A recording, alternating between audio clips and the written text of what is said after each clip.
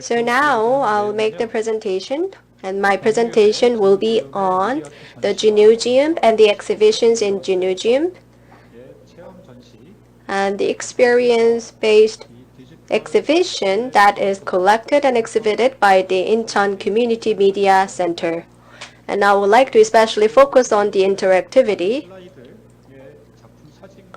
And within the slides, I've prepared many pictures of the artworks and the video, so please enjoy.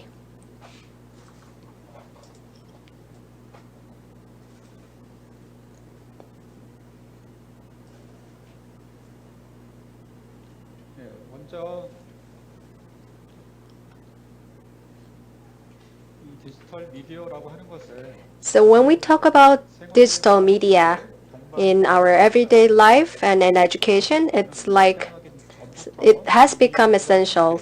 Even before we were born, that we lived and the life has existed together with media, and media will exist even after our death. And because media has to tell that the world will collapse to the people that exist before the collapse of the world. So how we use the media and how we interact with media and how we read and analyze and deliver and share the message, that is delivered through the media. So in general, the media is seen as a tool or device. But for the younger generation, the digital natives, they view media as part of their body. And since in the 1960s, the media theorist and the artist already argued back then.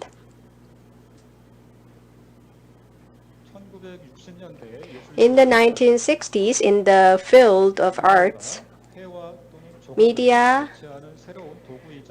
is viewed as a tool that will replace the drawing and sculpture.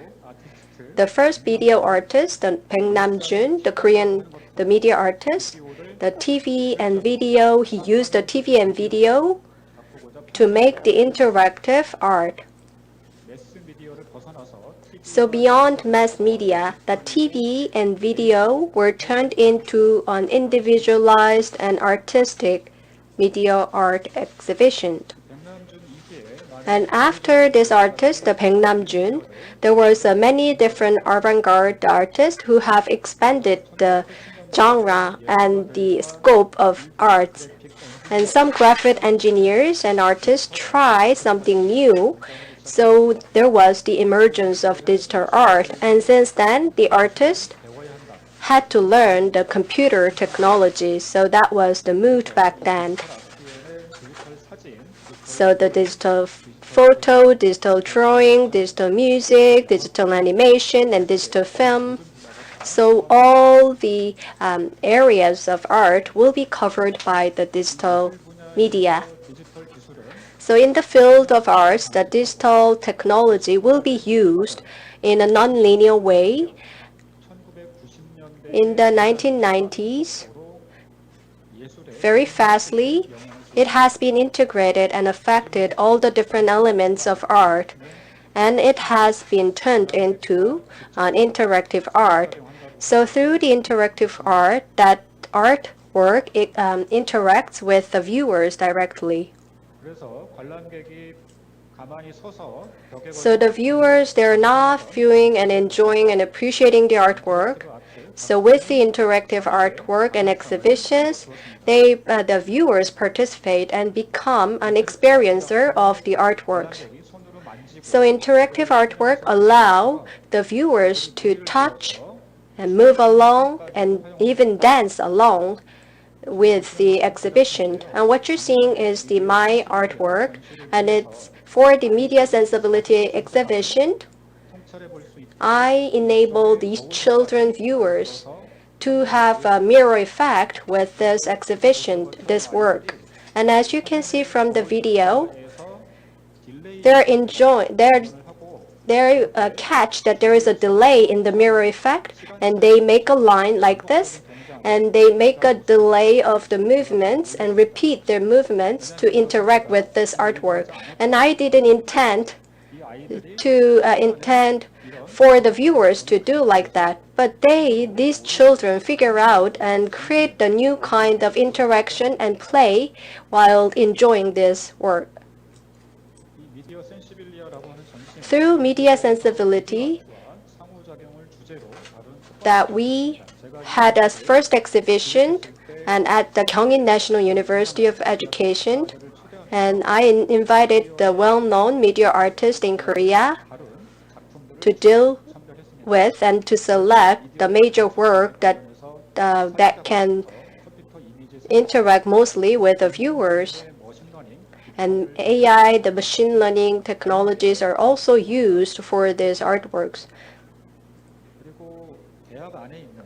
And within the campus, there was this exhibition space, and we also tried to expand the communication with the community in which the campus is located. So that's what we try to do through the exhibition. So artwork allow us to find the meaning through the artwork, and the viewers will not just interpret what the artist intend to deliver. They go even beyond interpreting the artwork, and they create something new, and they experience something new while watching and interacting with the artwork. So they became the performer or the doer while watching these artworks. The AI's machine learning technologies used for this artwork, and this interactive work, depending on the pose that the viewers make, it creates something new for the viewer.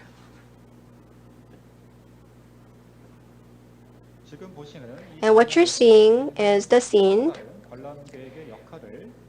that you can see the different roles for the viewers.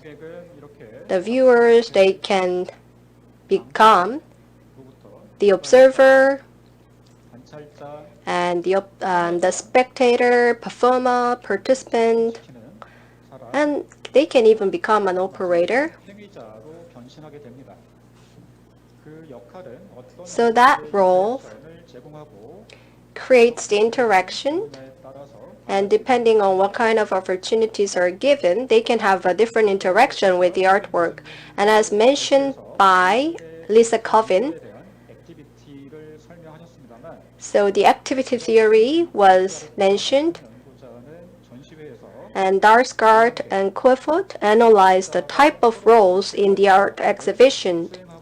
So the so-called users, they are playing the 3 different roles. And the Professor Lucy Pangraccio, they also mentioned about the building the relationship. And I think the roles for the viewers, so allow people to do the collaboration, intervention, and throughout the process of finding their roles. Unlike digital arts, conventional computer games just enforce the competitive rules and require really complicated skills to users to compete well. But art is different, somewhat different. Young children and students in front of the interactive artwork, they can sense how the interactive artwork respond to their action or behavior. They can find out and see. So this really facilitates the proactive interaction, and it will really help the viewers to better understand and appreciate the artwork.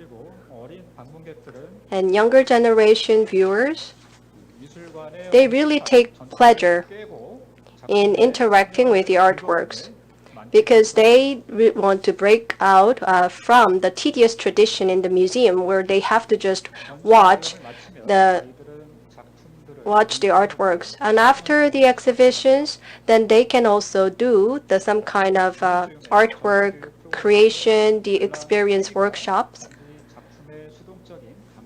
And it's not about just proactively watching the artworks. It gives the viewers to share what they have felt,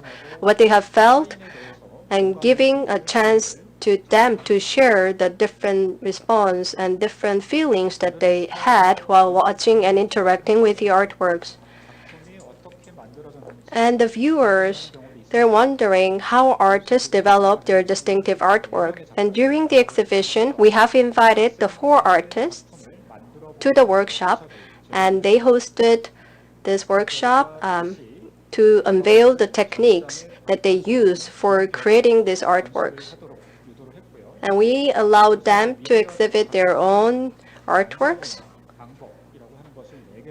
So through the medium of the tools for creating the artworks, that artists meet with the viewers and interact with them. So this was, I think it's a really good way to learn media literacy. The best way to learn media literacy is creating your own media work. So at GINUSEUM, that we provide that this kind of programs for the latest 3 years. And in 2014, in Songdo, the new town built in Gyeonggi province, the Incheon Community Media Center was established, and this is a public institution.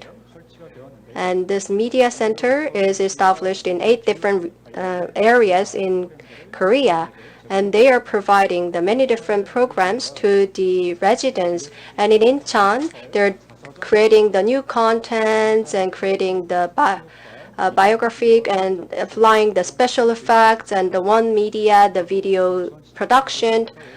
So these are the programs provided, and I've also opened the new media art class at Incheon Community Media Center. But because of the COVID-19, that the program has been put forward a little bit.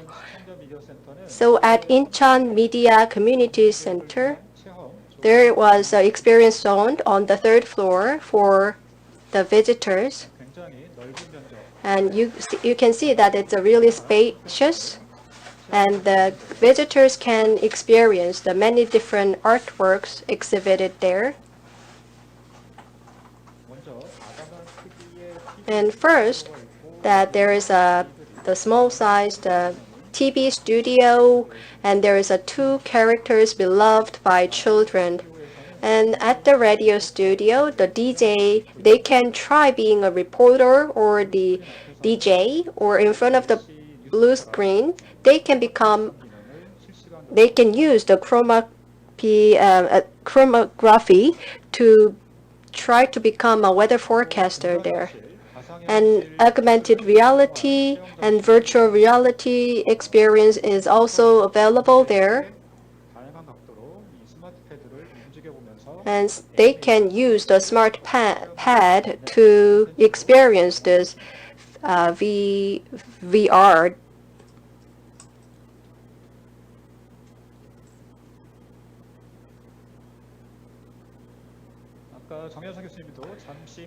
As briefly mentioned by Professor Chang, the GINUSEUM artwork and the Incheon, the Community Media Center's collaboration, the P2P, link P2P. So this is the artwork mentioned by Professor Chang.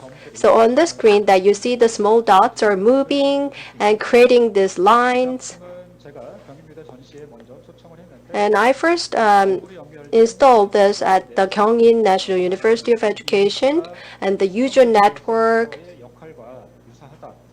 that was seen through this artwork, it has some implications for the media center. So after having the discussion, that after we had an exhibition at the Gyeongin National University of Education, that this year that we installed this at the Incheon Community Media Center.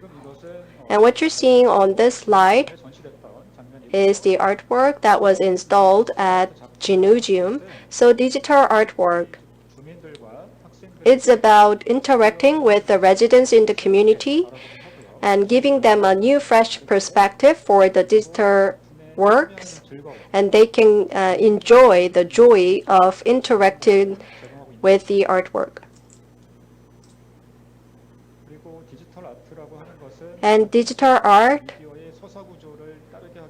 rather than just following the media's narrative structure, this is about giving them a chance to interact with the works in real time.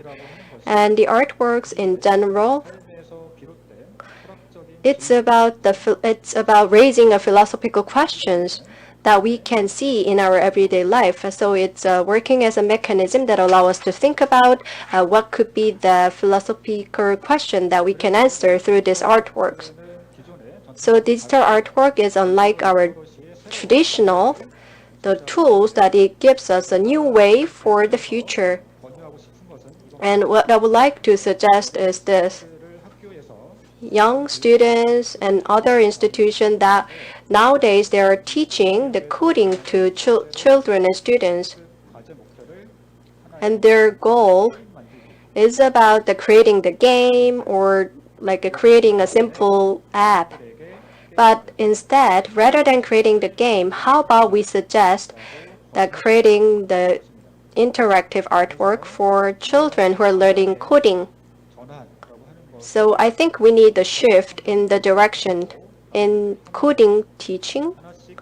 So we're trying here through the collaboration between Gyeongin National University of Education and Incheon Community Media Center.